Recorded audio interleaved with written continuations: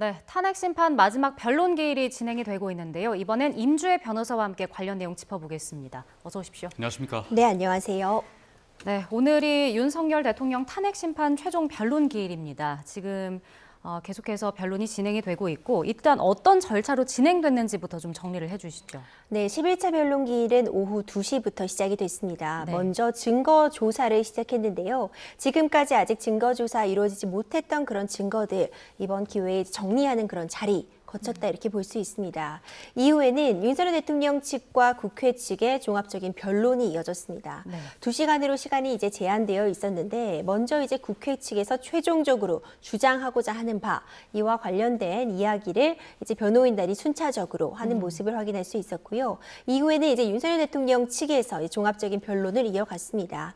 비상계엄 선포의 어떤 그 정당성, 그 목적의 정당성 부분을 좀 강조하는 그런 취지의 발언들이 좀 이어졌다고 보고요. 네. 지금 진행 중인 그 과정을 보자면 윤석열 대통령 변호인단 측의 그 종합 변론이 막바지에 이르는 단계다 이렇게 볼 수 있습니다. 예. 이제 이후에 남은 절차는 오늘 변론에서 가장 중요하다고 볼 수 있는 양측의 최후 진술이라고 볼 수 있습니다. 네. 국회 측에서는 정청래 위원장이 나와서 이제 최종 진술을 할 것으로 보이고 이제 이후에 윤석열 대통령이 직접 최종 진술을 할 가능성이 매우 높은 상황입니다. 이제 예. 이 부분이 가장 오늘 재판에서 좀 관심을 받고 있는 부분이다 이렇게 평가할 수 있습니다. 예. 지금 종합 변론이 진행이 되고 있는데 앞서 증거조사 단계부터 시작이 됐잖아요. 이 증거조사 단계에서는 어떤 것들을 다루는 절차인 건지 설명을 한번 부탁드리죠. 이제 우리가 변론을 함께 이제 녹화된 영상을 보고 했는데 사실 예. 증인신문 위주로 우리는 보게 됩니다. 그러니까 증인신문도 굉장히 중요한 증거로서 헌법재판의 판단의 근거가 됩니다. 하지만 이런 증인신문 외에도 이 헌법재판에서 판단의 근거로 삼는 많은 증거들이 있을 수 있습니다. 뭐 CCTV 영상 같은 부분도 실제로 증거로 제출이 되기도 하고 수사기관에서 작성한 신문 조서 같은 부분이라던가 각종 진술서나 뭐 사진 자료들 이런 부분들이 판단의 기초로 삼아지려면 네. 결국 재판정 안에서 증거로서 어떤 그 역할을 해야 되는데 이런 부분을 좀 정리하고 어떤 부분을 입증하기 위해 해당 증거를 제출하는 것인지 증거로 사용하는 부분에 있어서 어떤 의견을 갖고 있는지 이런 부분을 좀 정리하는 과정이다 이렇게 네. 평가할 수 있고 네. 오늘 있었던 증거 조사에서도 이런 부분들이 논의되었습니다. 그러니까 증거조사 절차에서 국회 측부터 좀 살펴보면 국회 CCTV 영상을 제시했습니다. 계엄 당일에 국회 본청 지하 1층 영상이었는데 이게 어떤 부분을 강조하려고 한 걸까요? 결국 단전 단수와 같은 부분, 특히 이제 국회 측에 대해서 완전한 봉쇄를 하려고 했다고 지금 국회 측은 주장을 하고 있습니다. 네. 그러니까 국회의 완전한 봉쇄, 지금 보시고 있는 이런 CCTV 영상, 그러니까 단전 단수를 좀 지시하는 그런 부분들을 보자면 실제로 비상계엄에 대해서 해제할 수 있는 권한을 갖고 있는 국회의원들의 그 의사 정족수를 막기 위해서 그만큼이 이제 국회 의사당에 모여서 어떤 해제 의결을 하는 것을 막기 위한 그런 조치를 한 것 아니냐 이런 부분들을 좀 입증하기 위한 자료로서 이 CCTV를 제출했다고 보여집니다. 네. 윤 대통령 측에서도 CCTV 영상을 제출했잖아요. 그 홍장원 전 차장에 대해서 그 최근 공개된 CCTV 영상과 그 증언이 동선이 맞지 않는다 이렇게 지적을 했는데 이것 역시 오늘 다룰 만한 그 증거라고 봐야 되겠죠? 그렇죠. 사실 윤석열 대통령 입장에서는 홍장원 이 증인의 그 증언 내용에 대해서 반드시 신빙성을 약화시키거나 탄핵시킬 필요성이 있습니다. 실제로 어떤 명단에 대해서 체포 지시가 있었다면 이것은 우리나라 법에서 인정하고 있는 영장주의에 대한 위배가 될 수밖에 없고요. 네. 개인의 기본권에 대한 과도한 침해로서 그 자체가 헌법과 법률에 위배되는 측면이 있다고 볼 수 있습니다. 그렇다면은 윤석열 대통령 입장에서는 이 홍장원 전 차장의 증언의 어떤 신빙성을 낮추기 위한 그런 과정을 반드시 거쳐야 되고 그러려면 어떤 지금 홍장원 전 차장이 그 메모를 작성했다고 하는 그 시간과 그 장소에 있지 않았다. 이런 부분들은 신빙성을 낮출 수 있는 하나의 요소가 될 수 있기 때문에 네. 그런 부분들을 좀 신빙성을 낮추는 자료로서 활용하기 위해 CCTV를 제출했다고 볼 수 있습니다. 네. 말씀해 주신 대로 메모의 신빙성이 떨어진다라는 점을 강조한 건데 이거가 받아들여질까요? 어떻게 보세요? 사실 재판부에 재판부에서는 종합적인 고려를 하게 됩니다. 우리는 지금 변론의 과정을 지금 녹화본으로서 지켜보고 있는 것이지만 네. 재판부에서는 이 증언 외에도 이미 제출된 자료들, 수사기관에서 이제 작성한 신문 조서라던가 그 외에 각종 증거들을 함께 보면서 종합적으로 판단을 할 수 있거든요. 네. 그렇기 때문에 사실 이 헌법재판이라는 특성도 가만히 둬야 되기 때문에 지금 이 메모의 진위 여부 자체가 재판에 있어서 어떤 결정적인 역할을 한다. 이렇게 볼 수는 없을 것입니다. 네. 어떤 형사재판과 달리 지금 유무죄를 다투고 있는 것이 아니라 네. 비상계엄 선포에 헌법과 법률상의 어떤 위배되는 부분이 있는지 그 위반의 정도가 중대해서 대통령직을 계속 수행할 수 없을 정도에 이르렀는지 이 부분을 재판에서 다루고 있는 것이고 만약 홍장원 전 차장의 메모가 진실됨과 맞다면, 그러니까 그 메모의 신빙성이 매우 높다면 어떤 체포 지시가 있었다는 그 증언의 무게가 올라가게 될 것이고 네. 그렇다면은 이것이 이 비상계엄 선포가 헌법과 법률에 위배되는 부분이 있었다는 하나의 어떤 요인으로 작용할 수는 있겠지만 이 메모의 진위 여부 자체를 재판부에서 형사재판에서 유무죄를 다투도 지금 보고 있는 것은 아닙니다. 네. 증언의 신빙성을 지금 확인하기 위한 과정에서 메모의 존재가 지금 중요한 역할을 하고는 있지만 이제 이런 부분들은 가만히 되어서 결국 재판부는 종합적으로 다른 사람들의 증언도 고려할 것이고요. 제출되고 있는 다른 증언들 그리고 뿐만 아니라 지금 제출할 CCTV 영상들 이런 부분들을 보고서 미심적인 부분이 있다면 그 증언의 신빙성을 다소 낮게 평가할 것이고 이 정도면 충분히 믿을 만한 증언이다라고 본다면 신빙성을 높게 판단하게 됩니다. 네, 네. 그러니까 종합적으로 살펴봐야 된다는 건데 사실 윤 대통령 측에서는 지금 월담 영상도 재생을 했습니다. 뭐 우원식 국회의장이나 이재명 대표가 담을 넘어가는 영상이었는데 이게 이제 영상 속에서 보면 아무도 없었는데 스스로 담을 넘어갔다라는 주장이거든요. 그러니까 국회 출입을 차단하지 않았다라는 걸 강조를 한 걸까요? 그렇죠. 그 부분을 강조하기 위해서 해당 영상이나 이제 사진 같은 부분들을 제출했다고 볼 수 있습니다. 네.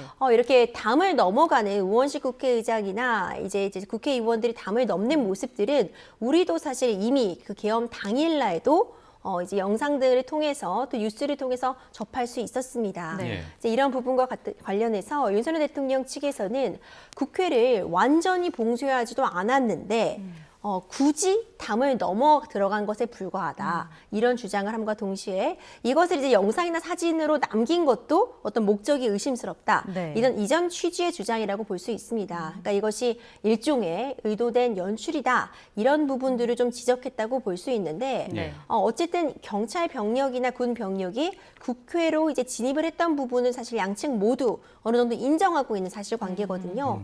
그렇기 때문에 이것이 군 병력이나 경찰 병력이 투입된 이상 아무런 출입에 있어서 어떤 제재가 없었다 이런 취지의 진술은 사실 힘을 얻긴 얻어 보이고 네. 다만 어떤 완전한 봉쇄가 있었던 것이 아니라 안전한 국회에 대한 관리 측면에서 경찰이나 군 병력을 투입한 것이라고 주장하고 있어서 이런 좀 평화로워 보이는 아니면 이런 부분들을 제재당하지 않는 그런 모습이나 사진들을 제출함으로써 이것이 어떤 관리 측면이었지 이렇게 담을 넘는 인원들을 제재한다거나 아니면 네. 국회 문을 완전히 봉쇄해서 담을 넘을 수밖에 없게 만든 그런 상황은 아니라는 점을 좀 간접적으로나마 증명하기 위한 그런 자료로 보여집니다. 네. 그런가 하면 또 마은혁 재판관 미임명에 대한 그 권한쟁의 심판 선고가 또 27일 오전으로 잡혔습니다. 만약에 이 마은혁 재판관이 다음 주 중에 임명이 되고 오늘이 마지막 변론 기일이라면 대통령 탄핵 심판 결정을 이제 9명이서 하게 되는 거잖아요. 그렇게 되면 이제 헌재 절차 자체가 또 길어질 수 있는 건가요? 이 부분도 하나의 쟁점이 될 수 있을 것 같습니다. 일단 제가 주목할 만한 부분은 그러니까 27일 오전에 선고하겠다고 오늘 25일에 밝혔잖아요. 그러니까 이제 이런 부분들을 보자면 적어도 헌법재판소에서 선고 기일 한 이틀 전쯤에 언제 선고할지를 알린다. 이 부분을 좀 확인할 수 있을 것 같습니다.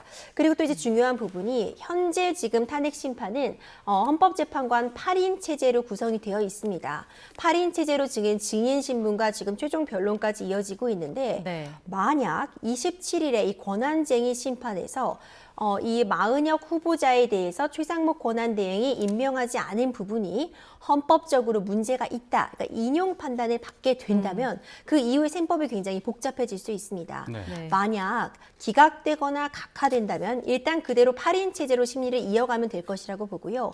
만약 이 권한쟁의 심판이 인용이 된다면 그때는 이 마은혁 후보자를 임명하지 않은 것이 헌법상 문제가 있다는 판단을 받은 것이고 최상목 권한대행도 사실 계속 임명을 거부할 그런 명분을 찾기 어렵다는 측면이 있습니다. 물론 헌법재판소에서 그런 판단을 받는다고 해도 바로 그 자체로서 임명을 강제할 수는 없다. 이런 부분도 좀 문제가 되곤 있지만 네. 최상목 권한대행이 이런 상황에서 계속 임명을 거부하거나 임명을 미루기는 어려울 수 있어 보이고요.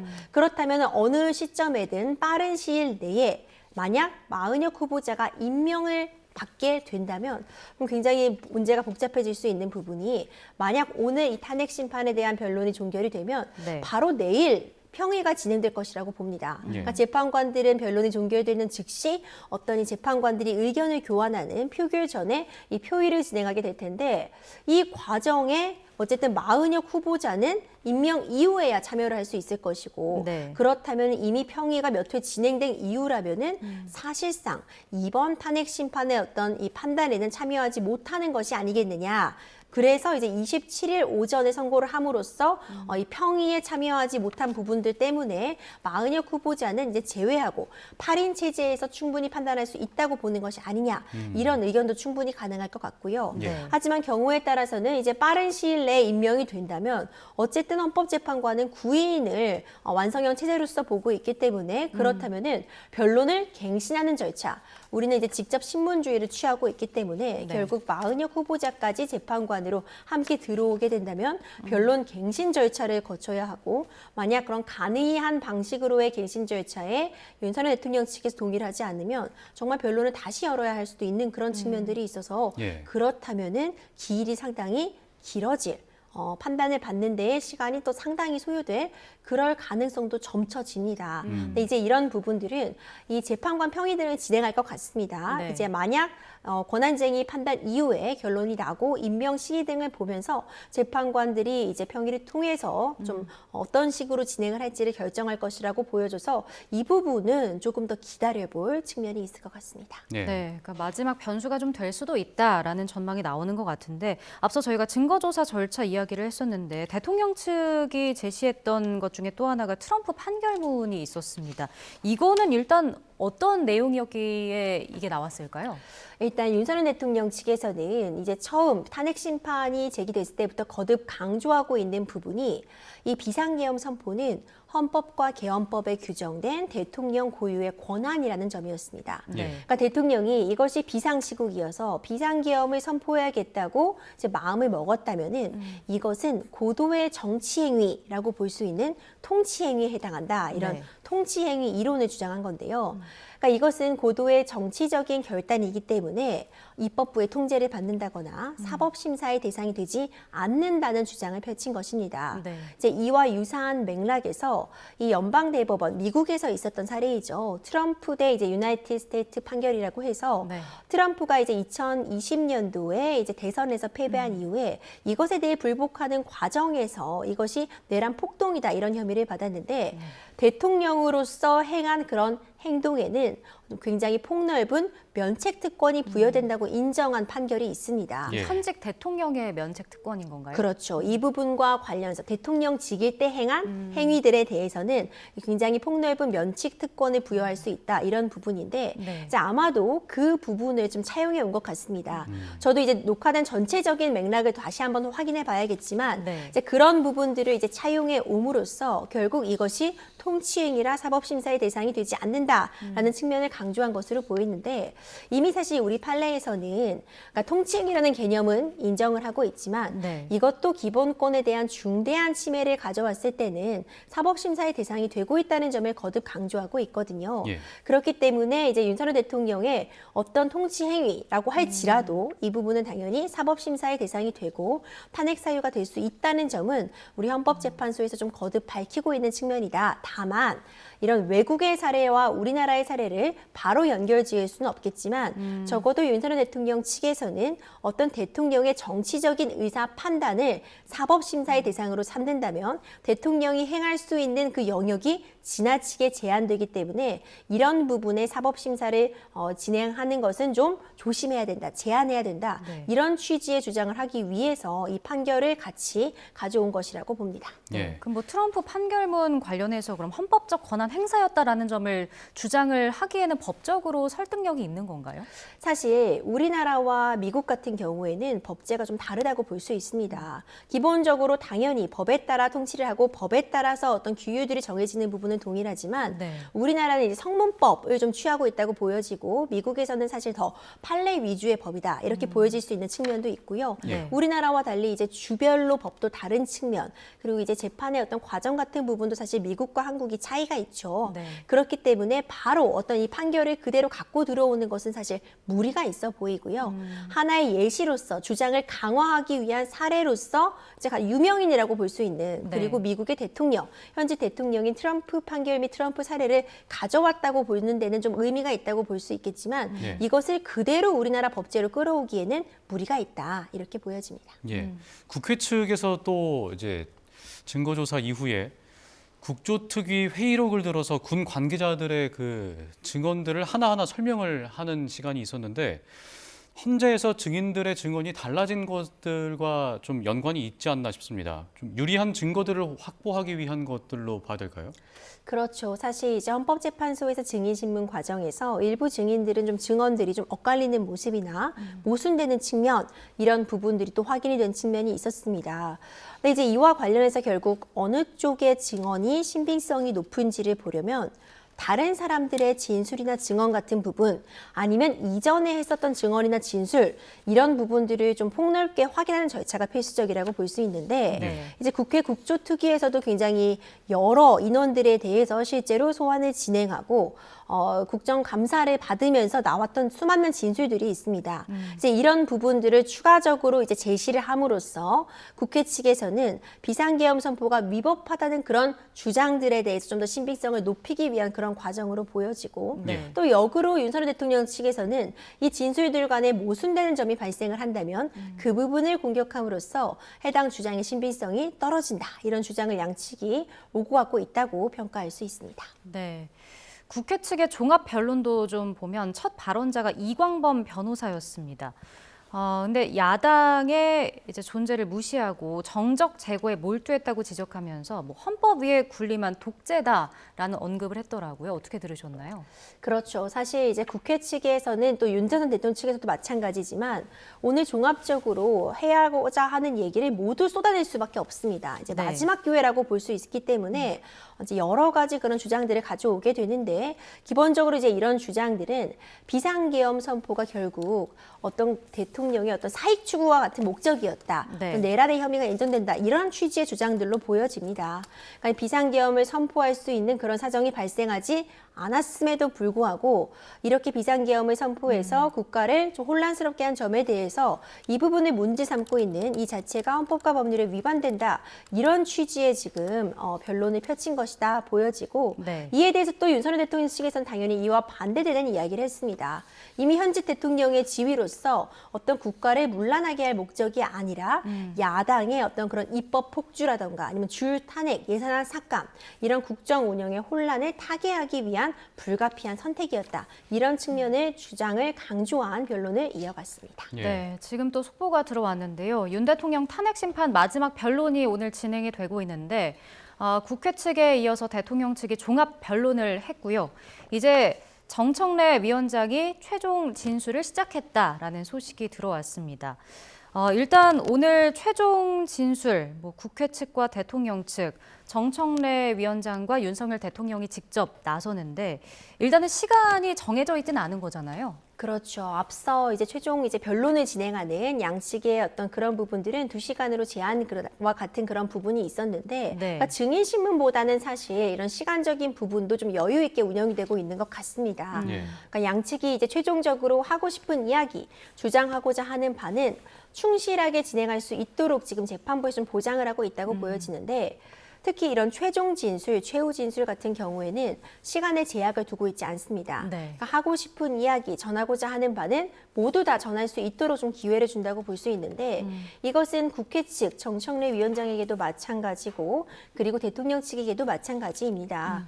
그래서 이제 정청래 위원장 같은 경우에도 이제 SNS 같은 거 부분들을 통해서 국민들에게 오히려 역으로 최종 진술에서 해줬으면 하는 그런 말들이 무엇인지 남겨달라 이렇게 또 제안을 하기도 했었고요. 네. 이제 이런 부분들을 좀 종합적으로 고려해서 지금 최종 진술을 하고 있을 것이라고 보입니다. 네. 결국 예측되는 바는 있습니다. 결국 비상계엄 선포가 문제가 있었다. 헌법과 법률에 위반되고 어떤 민주주의의 근간을 해친 그런 결정이었다. 이런 부분을 강조하는 그런 진술을 하고 있는 것으로 보여집니다. 네. 정청래 국회 탄핵소추위원장이 지금 최종 진술을 하고 있는데 민주주의와 국가 발전을 위해서 윤 대통령을 파면해야 된다. 또 내란의 밤이었다. 전 국민이 계엄군 폭력을 지켜봤다. 이런 의견들을 이야기하고 있습니다. 통상의 경우에 이 최종 의견 진술 과정에서는 어떤 이야기들을 주로 합니까? 그러니까 최종적으로 정리하는 그런 자리이기도 하고 이전에 전직 대통령들의 그런 탄핵 심판 과정을 보자면요. 박근혜 전 대통령 같은 경우에는 직접 최종 진술을 하진 않았습니다. 예. 이 최후 진술을 대리인을 통해서 이제 네. 전하는 것으로 가름했는데 5시간이나 했었어요. 그러니까 이와 관련된 내용들을 보자면 어쨌든 그때 문제되고 있는 탄핵 사유가 일부 헌법과 법률에 위반되는 부분이 있다 할지라도 파면될 정도로 중대하지 않다는 취지의 그런 주장들을 할 수 있는 것이 이제 최후 진술이라고 보여집니다. 예. 네. 윤석열 대통령 같은 경우에는 굉장히 여러 가지 부분들이 좀 고려가 될 수 있을 것 같은데 쟁점이 되는 것이 어떤 국민들에 대한 일부 사과의 표현이 담길 것이냐 아니면 향후 뭐 국정 운영에 대한 본인의 어떤 로드맵을 그릴 것이냐 이런 이야기도 나오고 있고요. 예. 아니면 이전과 동일하게 계엄의 어떤 그런 정당성, 네. 계엄을 할 수밖에 없었던 그런 사정들을 강조할 것이냐 이런 이야기들이 나오고 있습니다. 네. 아마 오늘 윤석열 대통령이 좀 늦게 여기 지금 법원에 도착한 부분도 마지막까지 이런 부분들을 다듬고 좀 고심하지 않았을까 이런 생각도 저는 들고 있고요. 이제 윤석열 대통령의 최후 진술은 좀 아직 시간이 남아있기 때문에 네. 어떤 사과의 말이 담길지 내지는 계엄의 정당성을 강조할지 좀 지켜볼 필요가 있을 것 같고 네. 결국 그런 부분들이 또 담겨야 하는 것도 맞습니다. 그런 것이 이제 최후 진술이라고 볼 수 있고 국회 측에서는 당연히 이 12.3 비상계엄 선포가 헌법과 법률에 위배되고 그 위배되는 정도가 파면에 대통령을 파면에 이르게 할 정도로 중대하다. 이 점을 강조하기 위한 그런 진술들을 지금 이어가고 있는 것으로 보입니다. 네. 지금 최종 의견 진술을 진행하는 정청래 위원장의 이야기를 좀 종합을 해보면 민주주의와 국가 발전을 위해서 윤석열 대통령을 파면해야 한다라고 이야기를 하고 있고요. 내란의 밤에 전 국민이 계엄군의 폭력을 지켜봤다. 라면서 윤 대통령이 내란 우두머리의 피의자다라고 주장을 하고 있습니다. 그러면서 윤석열 대통령의 파면의 필요 충분 조건은 이미 성숙이 됐고 권력을 악용해서 탄압하고 제거하는 대상을 삼으면 안 된다고 지금 강조하고 있는 것으로 보이는데 뭐 국회 측에서는 당연히 윤 대통령이 했던 행위에 대한 위헌성이나 위법성을 좀 포괄적으로 짚는 거겠죠? 그렇죠. 사실 이 12.3 비상계엄 선포 그리고 이 지금 헌법재판에서 다루고 있는 건 이 비상계엄 선포가 헌법과 법률에 위반되는 부분이 있는지를 지금 보고 있는 재판입니다. 네. 그러니까 형사재판과는 좀 차이점이 있다고 볼 수 있는데 지금 유죄 무죄를 다투는 것이 아니라 이 비상계엄 자체가 헌법과 법률에 위배되는 부분이 있는가 이 부분을 지금 짚고 있는 거여서 네. 국회 측에서는 사실 뭐 국무회의를 거치지 않았기 때문에 절차적으로 문제가 있다거나 국회의원에 대한 체포 지시, 국회에 대한 완전한 봉쇄는 그 자체로서 문제가 있다. 이런 주장들을 하는 것이 중요하고요. 네. 그렇기 때문에 정청래 위원장 같은 경우에도 이 부분을 좀 강조하는 그런 취지의 지금 진술을 이어가고 있는 것으로 보이고 뭐 민주주의, 국가 발전을 위해서 결국 현직 대통령을 파면에 이르러야 된다. 이런 취지의 지금 진술을 하고 있잖아요. 이런 부분들을 보자면은 이 비상계엄의 위헌 위법성에 대해서 강조를 하면서 파면이 되지 않았을 때 또 다시 국정이 혼란으로 치닫을 수 있다. 이런 부분들을 좀 강조하고 있는 것으로 보입니다. 예. 네. 앞서 종합변론에서 국회 측이 계엄령이 계몽령이라고 주장하는 건 헌법 위에 군림하는 독재다 이렇게 주장을 했고 끌어내라는 지시를 부인한 건 자신의 죄를 감추고 부하들에게 뒤집어 씌우는 것이다. 이렇게 태도를 지적하기도 했는데 이 부분 역시 이제 최종 의견 진술 때 종합변론에서 했던 이야기를 반복해서 할까요? 아니면 더 추가적인 이야기들을 할 거라고 보십니까? 네, 그런 부분들도 지적이 될 것 같습니다. 지금 증언들을 보자면 구체적으로 윤석열 대통령이 어떤 지시가 있었고 그 지시를 받은 당사자가 그 다음에 또 어떤 지시를 했는지 이런 부분들이 사실 증언들을 통해서 지금 나오고 있었는데 예. 구체적으로 윤석열 대통령이 어떤 국회의원에 대한 체포 지시라던가 국회에 대한 봉쇄 명령은 없었다고 할지라도 예. 어떤 뉘앙스라던가 그 전반적인 취지를 보건대 그렇게 해석이 된다면은 결국 최종적으로 책임을 져야 되는 거 아니겠느냐 이런 취지의 주장을 국회 측에서는 할 것이라고 보고요. 네. 윤석열 대통령 측에서는 이런 부분 내 지시라던가 이 지시를 받은 사람들의 증언이나 진술들이 엇갈린다면 그것은 역으로 내가 그런 지시를 하지 않았다는 부분을 강력하게 증명하는 것이다. 이런 취지의 진술을 이어갈 수밖에 없는 상황이라 네. 양측의 공방이 지속될 것이라고 봅니다. 네. 그 저희 스튜디오에 서정빈 변호사님도 나와주셨는데요. 자, 어서 오십시오. 네, 안녕하십니까. 네, 지금 앞서 저희가 속보로도 전해드렸는데 정청래 위원장이 이제 최종 의견 진술을 시작을 했습니다. 일단 아까 했던 얘기 중에 하나가 어느 누구도 헌법 위에 군림할 수 없다라고 정청래 위원장이 이야기를 하고 있는 것으로 보이는데 앞서 그 종합변론, 국회 측의 종합변론에서도 비슷한 내용이 나왔었죠. 헌법 위에 군림한 독재다라고 말하면서 이전 대통령들의 이름도 언급되지 않았었습니까? 어떻게 들으셨나요? 네, 일단 이런 부분들은 사실 뭐 구체적인 탄핵 사유에 해당되는 그런 변론이나 진술이라기보다는 네. 결국에는 지금 이제 마지막에 최종적으로 이런 의견을 진술하는 그런 상황에서 이 탄핵의 필요성에 대해서 보다 강조를 하는 그런 상황이 아닌가 싶습니다. 예. 지금 뭐 정해져 있는 탄핵 사유라고 한다면 사실은 이 계엄의 위법성 그리고 위헌성 그리고 이 계엄이 실행된 상태에서의 각종 행위에 대한 그런 위헌성 등을 이제 문제 삼고 있는 것인데 네. 사실 뭐 이런 윤 대통령에 대한 평가 그러니까 헌법 위에 군림할 수는 없음에도 불구하고 헌법 위에서 군림을 했다. 그래서 헌법을 준수하지 않는다라는 이런 평가와 같은 부분은 사실은 엄밀하게 말하자면 지금 탄핵 심판에서 뭐 가장 중요한 내용은 아닐 것입니다.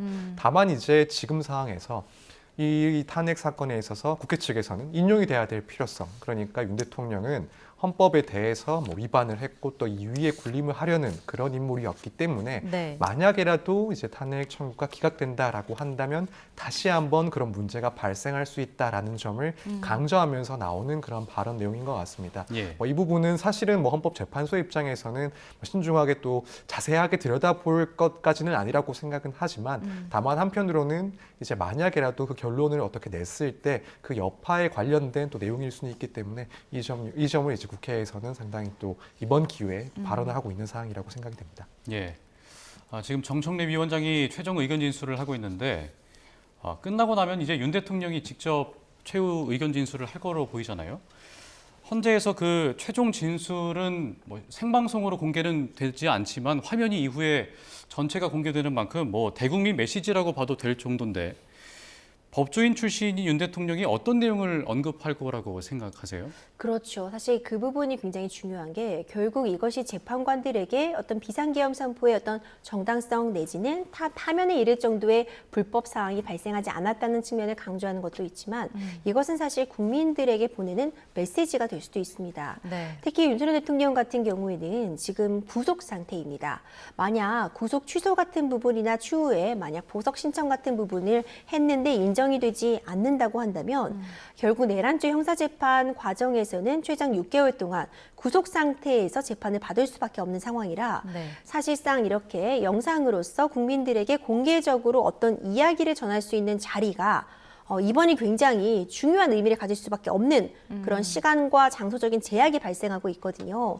그렇기 때문에 아마도 재판부에게 전하는 그런 이야기뿐만 아니라 국민들에게도 어떤 메시지를 던질 것이다. 저는 그렇게 보고 있습니다. 예. 네. 그리고 윤석열 대통령은 법조인 출신입니다.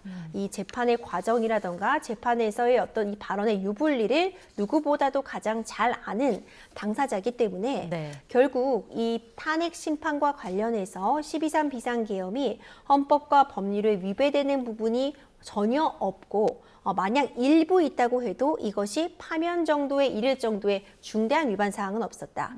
결론적으로 결과적으로 보자면 체포된 인원도 없고 국회가 봉쇄되지 않았기 때문에 비상계엄이 평화적으로 해제되었다. 네. 이런 원래 해오던 그런 변호인단의 주장을 다시 한번 강조를 직접 하는 가능성 당연히 점쳐지고요. 네. 뿐만 아니라 국민들에 대한 어떤 메시지를 내기 위해 뭐 화합을 당부한다거나 이런 측면과 더불어서 적어도 정치적으로도 어떤 해석될 수 있는 그런 메시지들, 그런 부분들을 더하지 않을까 생각이 되고, 이제 사과 여부에 대해서는 사실 이야기가 좀 갈릴 수 있을 것 같습니다. 네. 경우에 따라서는 지금 이 헌법심판에서 윤석열 대통령은 비상계엄이 정당하다, 문제가 없다는 취지의 주장을 하고 있는데, 일부라도 이 부분에 대해서 사과를 한다면 이 자체가 문제가 있었다고 인정하는 것이 아니냐, 또 이런 걱정이나 이런 부분들을 좀 지적을 받을 수 있기 때문에 네. 사과에 대해서는 좀 조심하는 그런 가능성도 있고요. 하지만 어떤 이 정당성의 문제를 논외로 하더라도 국민들이 겪은 피로감이라던가 그 이후의 경제적인 혼란 이런 부분에 대해서는 적어도 국민들에게 사과를 하고 정리를 하고 가는 것이 맞지 않냐 이런 이야기도 지금 힘을 싣고 있기 때문에 아마 마지막까지도 변호인단과 함께 이런 내용들을 좀 조율할 것이다. 사과가 포함될지 여부, 비상계엄 선포의 정당성을 강조하는 그런 측면 이런 부분들이 고루 담겨 있겠지만 변호인단과 상의를 한다고 해도 최종적인 결정은 결국 윤석열 대통령 본인이 스스로 하지 않을까 생각이 됩니다. 네. 잠시 후에 윤 대통령의 최종 반론을 좀 들어봐야 될 것 같고 일단 정청래 위원장이 계속해서 종합 변론에 이어서 최종 진술을 하고 있는데 또 윤 대통령이 계엄 선포의 절차적인 정당성을 위반했다라고 언급을 했습니다. 그러면서 정상적인 국무회의 심의 과정이 없었다는 부분을 강조했는데 역시나 국무회의의 그 절차적 문제를 좀 이야기하고 있는 것 같아요. 네, 그렇습니다. 지금까지의 이제 탄핵 심판에서 또 핵심적인 쟁점 중에 하나가 이 계엄을 선포하기 전에 헌법상 그리고 개헌법상 정해놓은 국무회의의 심의 절차를 거쳤는지 네. 아닌지 이 부분이었습니다.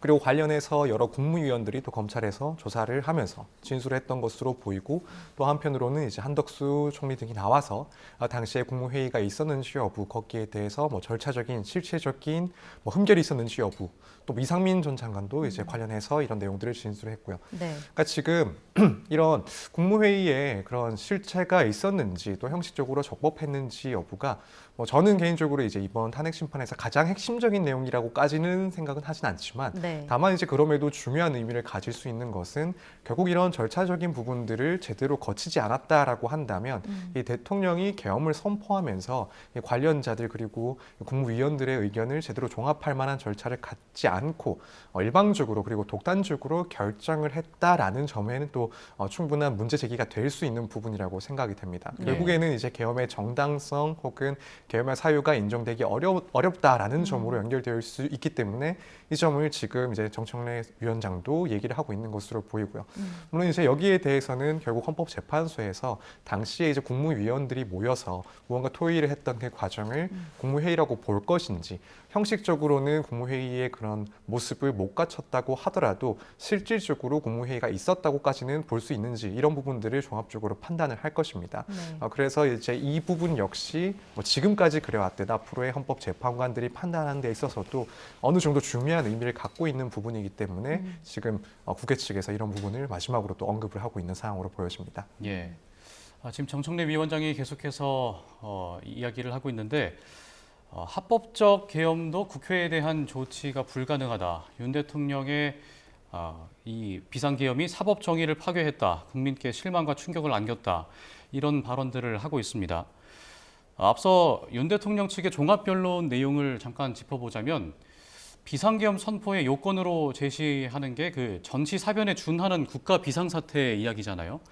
정청래 위원장은 지금 하는 이야기가 대통령이 이 계엄 당시가 전시에 준하는 비상사태가 아니다 이렇게 이야기를 하고 있는데 아까 종합변론에서는 하이브리드전을 언급했단 말이죠.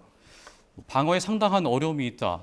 중국이 여러 나라에서 하이브리드전을 펼치고 있다. 뭐 캐나다 총선에 개입해서 친중 후보를 당선시켰다. 이런 이야기를 앞서 밝혔는데 재판부가 이런 내용들을 듣고 어떤 식으로 판단을 할까요? 종합적으로 고려하는 것은 분명히 가능합니다. 예. 이 비상계엄 선포를 할 수 있는 상황이었는지는 다뤄지고 있는 것으로 보여져요. 그러니까 이제 엄격하게 법 문헌에 따른 해석을 한다면 전시사변 이에 준하는 국가 비상상태인 것인데 이것에 대한 판단 주체는 결국 대통령이 판단을 하게 되는 것이고요. 대통령은 지금 이 상황, 하이브리드 전과 같은 부분, 선관위의 어떤 서버의 취약점, 야당에서의 어떤 예산안 삭감 이런 부분들이 전시사변에 준하는 국가 비상사태라고 판단을 했다 이렇게 주장을 하고 있는 것이죠. 네. 다만 이 재판부에서는 이와 관련된 어떤 추가적인 증인이나 증거를 채택하는 데 있어서는 다소 좀 소극적인 모습을 보인 것 같긴 합니다.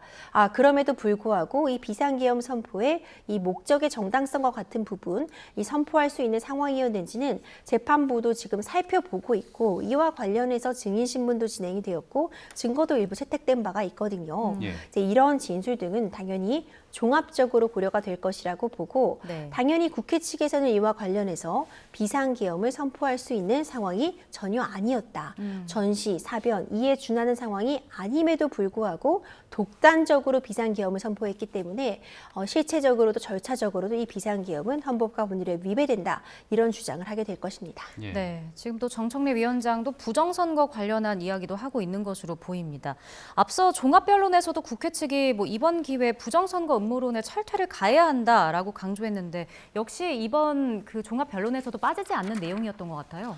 네, 그렇습니다. 왜냐하면 이제 윤 대통령 측에서 이 계엄을 선포하게 된 사유 중에 하나로 또 부정선거 의혹을 들고 있었고 또 한편으로는 이제 선관위에 이 군병력이 투입된 이유에 대해서도 부정선거 의혹에 대한 그런 내용들을 변론을 했기 때문에 네. 당연히 이제 정청래 의원 같은 경우에는 이 점을 다시 한번 짚어가면서 부정선거 의혹에 대해서는 사실상 근거가 없는 의혹에 불과하고 그럼에도 불구하고 이를 근거로 계엄 사유가 인정된다 혹은 포고령이 합법적이다 이런 주장들은 근거가 없다라는 주장을 하기 위해서 다시 한번 언급을 하고 있는 상황입니다. 네. 그래서 지금 윤 대통령 측의 주장은 결국에는 이런 의혹들을 확인할 필요가 있었다.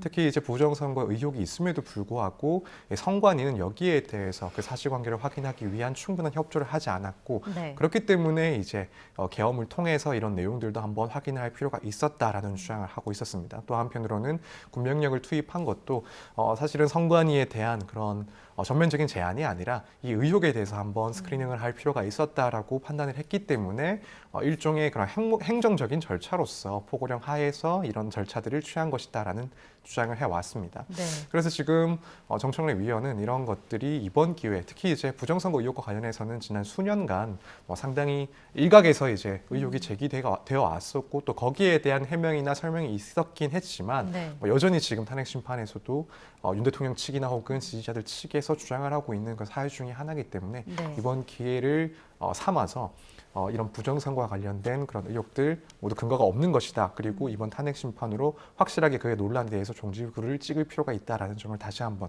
강조하고 있는 상황으로 보입니다. 네. 근데 반면에 대통령 측 종합변론에서는 이제 선관위가 노골적으로 친중 성향을 드러냈다라는 주장이 나왔었거든요. 그러니까 계속해서 부정선거 의혹을 제기하고 있는 모습인데 윤 대통령이 잠시 후에 있을 최후 진술에서 이런 내용을 좀 담을까요? 어떻게 보세요? 그렇죠. 담을 가능성 충분히 있어 보입니다. 이 선관위 같은 부분은 지금 탄핵 사유와도 연관이 될 수밖에 없는데 선관위를 지금 불법적으로 장악하려고 했다. 이런 측면들이 지금 탄핵 심판 사유로서 문제가 되고 있습니다. 예. 그리고 실제로 이 병력들이 선관위에 들어가는 그런 모습이 CCTV 영상으로도 우리가 다 확인을 했었거든요. 네. 그렇다면 이제 윤석열 대통령 측에서는 이렇게 군 병력, 경찰 병력을 선관위로 보낸 것은 이 선관위를 장악하려는 것이 아니라 어떤 불법적인 부분이 있는지 확인하러 간 차원이었다라는 취지로 지금 이야기를 하고 있습니다.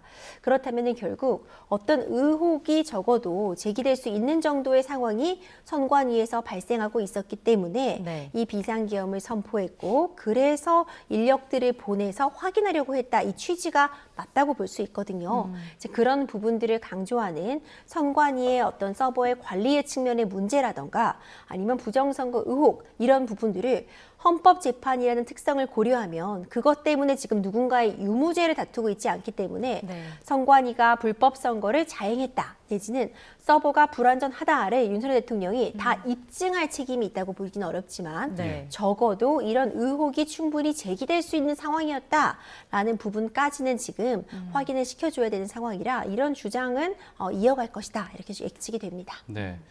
지금 최종 의견 진술이 진행되고 있는데 재판관들이 청구인과 피청구인의 그 발언 시간을 무제한으로 뒀잖아요. 다른 헌법재판에서도 보통 이렇습니까? 근데 저도 사실 뭐 이 부분 관련해서 다른 헌법 재판들은 뭐 어떻게 진행을 하는지, 특히 최후 진술 그리고 최종 진술에 대해서 시간 어느 정도 제약을 하는지를 조금 찾아보긴 했는데 예. 사실 뭐 명확하게 나오는 건 없는 것 같습니다. 네. 근데 이제 그렇다면은 뭐 일반적인 뭐 형사 사건들이랑 조금 비교를 해보자면 이제 이런 절차에 있어서는 최종적인 진술에 먼저 그러니까 제약을 가하는 경우는 사실은 뭐 흔하지는 않습니다. 그래서 일단 최대한 마지막 진술이기 때문에 이 피청구인 혹은 이제 피고인 측의 그런 진술을 좀 최대한 허용을 해주고 그 방어권 보장 측면에서 딱히 제한은 하지는 않긴 합니다. 물론 이제 너무 길어진다 그리고 다른 절차들이 이제 뭐 지연되는 문제가 있다라고 한다면 그때 법원에서는 조금 제약을 가할 수는 있긴 하지만 미리 시간을 정해 놓는 경우는 잘 보기가 힘듭니다. 네. 그래서 뭐 그런 상황들과 이제 비추어 본다면 지금 이처럼 뭐 특별히 시간 제한 없이 그런 최종적인 진술을 허가를 해준 것은 사실 특별하다라고 보기엔 조금 어려운 점이 있지 않나. 또 한편으로는 지금까지 이제 윤 대통령 측에서 사실 주장을 해왔던 내용 중에 하나가 네. 이 대통령 피청구인의 그런 방어권 보장을 너무 허술하게 하고 있다. 그래서 이런 점들을 지적을 쭉 해온 상황입니다.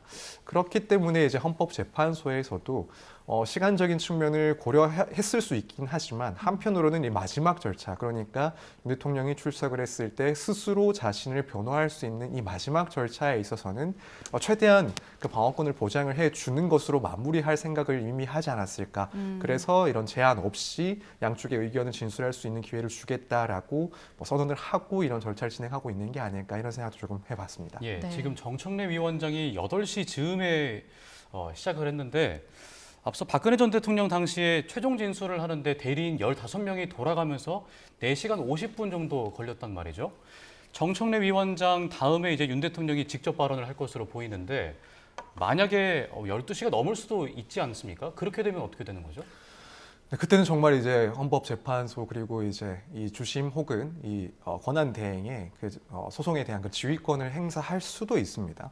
그래서 일단은 뭐 지금 시각 자체가 사실은 이런 법원이 운영되는 정상적인 시간을 넘어선 그래서 이례적인 그런 시간대에도 변론이 진행되고 있는 상황이고 그러다 보니 사실 시간이 뭐 더 걸린다 하더라도 일단 마지막 절차이고 또 최후적인 그런 진술을 하는 절차이기 때문에 뭐 제 생각에는 그런 시간적인 문제를 이유 삼아서 그런 발언을 뭐 제지를 한다거나 정지시키지는 않을 것 같습니다. 네. 다만 뭐 그럼에도 불구하고 이런 시간이 너무나도 지연이 된다라고 한다면 이런 소송의 지휘권을 행사를 해서 조금 제약을 가할 수는 있을 거라고 보긴 합니다. 예. 하지만 뭐 아까 말씀드린 것처럼 마지막 절차라는 것이 상당히 또 중요한 양측에 있어서는 상당히 또 중요한 그런 절차이기 때문에 최대한 시간은 그래도 할애를 할 수 있도록 좀 지켜보지 않을까 이렇게 생각이 됩니다. 네. 정청래 위원장이 지금 또 홍장원, 곽종근 전 사령관은 누구보다 대통령에 충직했다라는 언급을 했습니다. 사실 앞서 대통령 측에서는 의원 끌어내라는 것과 관련한 이야기가 나왔을 때 곽 전 사령관의 진술이 변했다면서 신빙성을 지적했었거든요. 이 부분과 역시 좀 배치되네요. 그렇죠. 사실 이 부분도 사실 탄핵 재판에서 굉장히 중심으로 떠오르는 그런 부분이었습니다. 네. 그러니까 의원이냐, 요원이냐, 인원이냐 이것이 증언들이 좀 일부 엇갈리는 모습들이 보이면서 굉장히 혼란을 초래하기도 했는데요. 윤석열 대통령 측에서는 사실 어떤 국회의원들을 끌어내라는 지시를 했다면 이 자체가 헌법과 법률에 위배되는 측면이 있습니다. 네. 이 부분의 증언의 신빙성을 반드시 낮춰야 되는 그런 상황인데 곽종근 전 사령관의 이런 증언이나 진술이 그러니까 기억의 주입을 통해서 오염되었다는 취지의 지금 주장을 하고 있는 것으로 보입니다. 네. 그러니까 애초에는 이 전체적인 맥락을 보자면 이제 요원, 투입되어 있는 그 군 병력 요원들을 밖으로 빼내라 이런 지시였는데 네. 이 부분이 나중에 뭐 국회의원의 유튜브 출연이라던가 이후 여러 과정을 통해서 이제 국회의원을 끌어내라는 지시로 일정 부분 둔갑된 것이다, 네. 조작된 것이다 이런 취지의 지금 주장을 하고 있는 것으로 보이고 이제 이런 부분들도 다른 사람들의 추가적인 또 증언들이 있었습니다. 또 곽종근 사령관으로부터 또 지시를 받은 사람들이 있죠. 네. 이제 그런 부분들에 대한 증언이나 관련 자료 등을 통해서 재판부에서는 이 해당 증언의 신빙성을 판단하게 됩니다. 예. 앞서 재판관들이 여러 그 조서를 증거로 채택을 했었는데 오늘도 앞서 이제 증거 조사부터 절차가 시작됐습니다. 오늘 변론기일 마칠 때 이제 추가적으로 증거들이 더 채택이 될 가능성도 있는 겁니까? 사실 이제 변론기일이 마치면은 뭐 추가적인 그런 증거를 제출할 수는 없습니다. 예. 물론 이제 관련돼서 중요한 자료가 있다라고 한다면 그것은 이제 증거 형태가 아니라 뭐 참고 자료 정도의 형태로 제출을 하고 그것들은 뭐 증거로 채택은 되지 않더라도 이제 헌법재판소 입장에서 재판관들 입장에서는 좀 참고할 수 있는 정도의 그런 자료들이 제출되는 것은 가능합니다. 네. 그래서 오늘 이제 변론을 뭐 특별한 사유, 특별한 문제가 없다면 종결할 것인데 그 이후에 제출되는 그런 자료들은 뭐 증거 조사를 해야 되는 그런 증거로 제출되는 것이 아니라 뭐 참고할 수 있는 수준의 그 정도 자료로서 제출되고 어느 정도 고려된다 이렇게 보시면 됩니다. 네.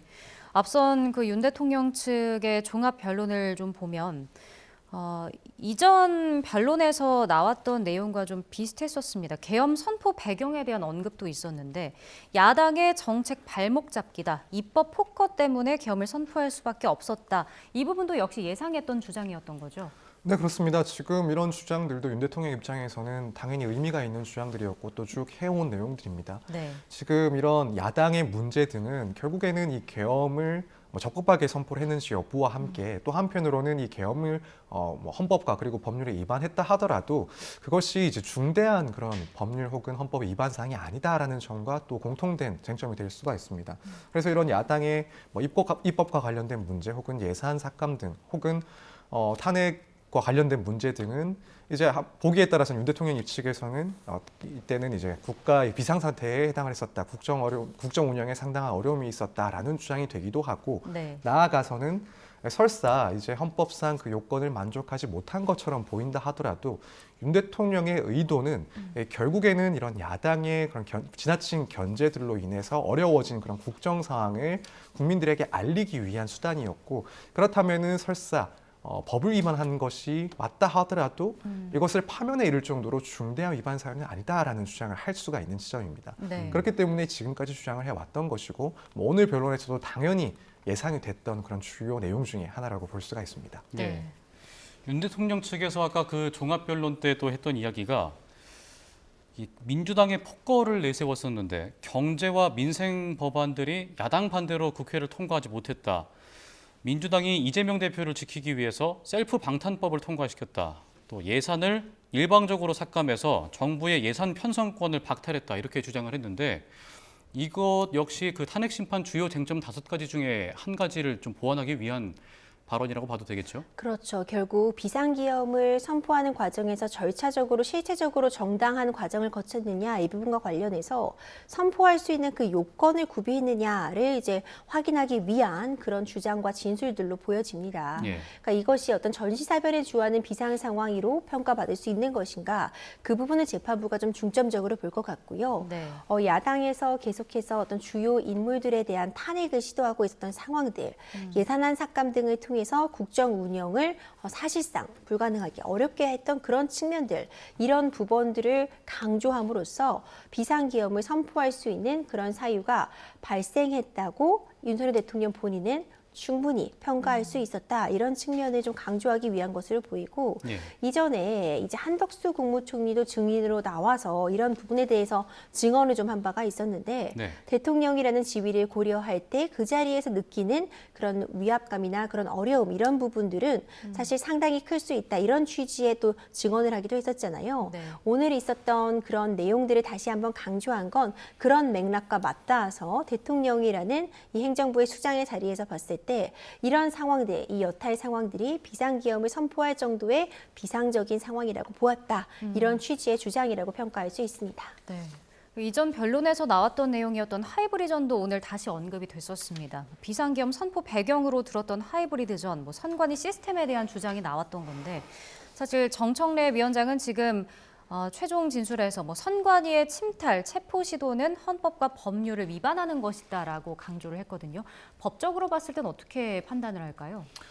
우선 지금 하이브리드 전이라는 그 주장 자체가 나온 배경을 조금 생각을 조금 해보자면 네. 결국에는 이제 국가 비상사태라는 것은 비교해 볼 수 있을 만한 그 내용이 전시 혹은 사변입니다. 그러니까 뭐 외국 세력에 의한 그런 무력 침탈이라든가 혹은 중요한 갈등 같은 것들을 이제 예시로 들 수가 있는데 네. 하이브리드 전이라는 것도 결국에는 이 전시와 비슷한 그리고 새로운 형태의 그런 전시다라는 점을 조금 강조하기 위해서 그래서 지금까지 우리가 일반적으로 생각하고 있던 통상적인 그런 전시는 아니지만 이 새로운 형태 그리고 전시와 비슷하게 볼 수 있는 그런 사항이 발생을 했고 위기가 있었다라는 점을 주장을 하면서 이런 하이브리드 전이라는 개념을 들고 나온 것이라고 생각이 됩니다. 그래서 이 점에 대해서는 우선 결국에는 헌법재판소에서는 실제로 전시라고 볼 수 있을 만큼 그런 상황에 준한다고 볼 수 있을 만큼 이 하이브리드 전에 대한 그런 근거들이 있는지 네. 그래서 국가의적인 그런 비상사태가 있었다고 볼 수 있는지를 일단 판단을 할 거고요. 여기에 대해서는 이제 결국에는 헌법재판소의 판단만 남은 상황이라고 보입니다. 물론 이제 이 점에 대해서는 결국 정청래 위원 그리고 국회 측에서는 이게 현실화된 것이 아니라 그저 가능성 정도에 불과함에도 불구하고 그래서 이 계엄 사유가 해당하지 않음에도 불구하고 이 계엄을 선포한 것이기 때문에 위헌이다라는 주장을 하고 있는 거고 또 아까 말씀하신 바와 마찬가지로 지금 이 선관위 측에 이제 병력을 투입한 점 사실 선관위도 국회와 마찬가지로 헌법기관 중에 하나로서 이 계엄이 선포된다 하더라도 이 계엄 하에서 대통령이 그 권한을 제한할 수가 없는 그런 기관에 해당을 합니다. 네. 그렇기 때문에 이 점을 들어서 실제 선관위에 군병력을 투입을 하고 또 일부 직원들에 대해서는 일시적으로 그런 이동에 제약을 가한 것들 이런 점들을 문제 삼아서 결국에는 헌법 규정상으로는 할 수가 없는 것이다라는 점을 다시 한번 강조하고 있는 그런 상황입니다. 예. 어제 정청래 위원장이 이 최종 의견 진술을 작성하는데 10시간 넘게 걸렸다 이런 얘기를 했었는데 지금 이제 조금 전에 또 들어온 소식은 계엄으로 인해서 외교적 피해가 막심하다. 뭐 미국도 당혹스러워한다. 국격을 실추시켜서 이거에 따른 피해가 너무나도 크다. 계엄 뒤에 가장 큰 피해를 입은 것은 국군이다. 이런 이야기를 하고 있습니다. 계엄의 여파의 좀 부정적인 측면을 강조하는 것으로 보이는데 어떤 목적으로 이런 이야기를 한다고 보세요? 그렇죠. 사실 비상 상황일 때 이런 비상계엄을 선포할 수 있는데 비상계엄을 선포해서 비상 상황이 됐다. 이런 취지의 지금 주장으로 보여집니다. 네. 그러니까 오히려 대통령이라는 지위에서 어떤 비상적인 시국을 타개하기 위해서 비상계엄을 선포한 것이 아니라 어떤 본인의 이익을 위해서 오히려 혼란을 초래했다. 이런 취지의 지금 주장을 하고 있는 것으로 보이고요. 예. 윤석열 대통령은 일관되게 지금 어떤 야당의 입법 폭주 그리고 예산안 삭감, 줄탄핵 이런 부분의 문제를 적극적으로 알리고 이런 부분에 문제 제기를 하기 위한 비상계엄이었다고 주장을 하고 있어서 이 부분의 어떤 신빙성을 약화시키기 위해서 이 부분의 주장을 좀 약화시키기 위해서 이런 진술들을 지금 계속 이어가고 있다고 평가할 수 있습니다. 네. 지금 정청래 위원장이 최종 진술을 좀 하고 있고 이제 또 잠시 후에는 윤석열 대통령이 직접 진술을 할 텐데 어떤 부분을 저희가 귀담아서 들어야 할까요?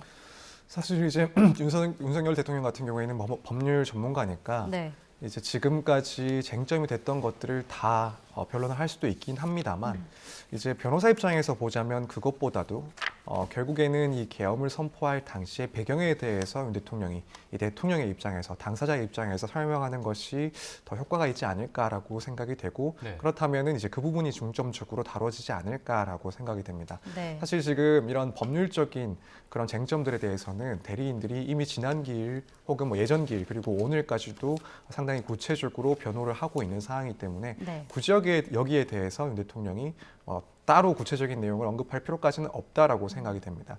그러면은 이 대리인이 아니라 결국에는 대통령으로서 할 수 있는 그런 내용들은 이 계엄 선포 당시에 어떠한 고민을 했었는지, 어떠한 의도를 갖고 있었는지 이 부분들을 더 자세하게 설명할 수 있는 지위라고 보고 그렇다면 이 부분에 대해서 결국에는 당시 국정의 그런 어려움들 대통령으로서 직접 겪고 생각했던 그런 어려운 점들에 대해서 발언을 하지 않을까.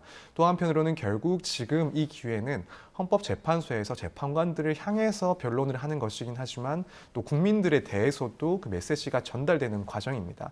그렇다면은 뭐 지금까지 있었던 그런 쟁점들, 법률적인 부분들 외에 국민들이 조금 더 쉽게 이해할 수 있는 또 대통령으로서 그런 전달할 수 있는 메시지는 방금 말씀드린 그런 부분들이 아닐까 네. 생각이 들어서 결국에는 이 당시에 어떤 생각을 했었다, 어떤 목적을 가지고 있었다, 이런 메시지들을 조금 집중해서 보는 게 좋지 않을까 이렇게 생각이 됩니다.